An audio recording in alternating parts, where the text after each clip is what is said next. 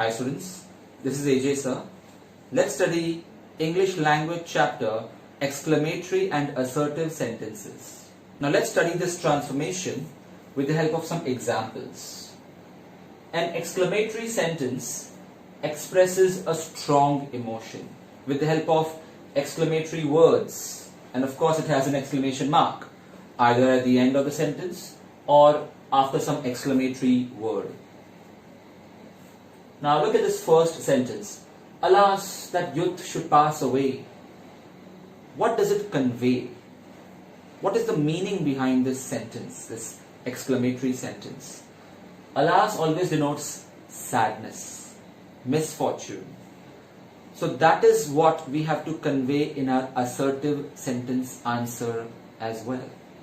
Imagine if a robot has to convey this information in a statement form, then what would the sentence be? Alas, that youth should pass away. Answer: it is unfortunate that youth should pass away. So the emotion has been literally stated and the exclamatory word is no longer used. Next, oh, for a prize. So again a strong emotion is expressed here. The answer is I wish I had won a prize, because that is the meaning behind this sentence. Hooray, we have won. Answer: it is great that we have won. Now the opposite. The assertive sentence is I wish I was a millionaire.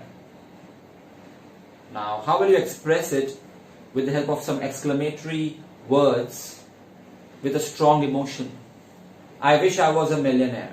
Answer: if only I was a millionaire! Exclamation mark. Similarly, if the sentence was I wish I had won a prize, then the exclamatory sentence could have been if only I had won a prize. So that is a hint you can remember. Whenever the assertive sentence starts with I wish, you can start the exclamatory sentence with if only. Next, the song is very sweet.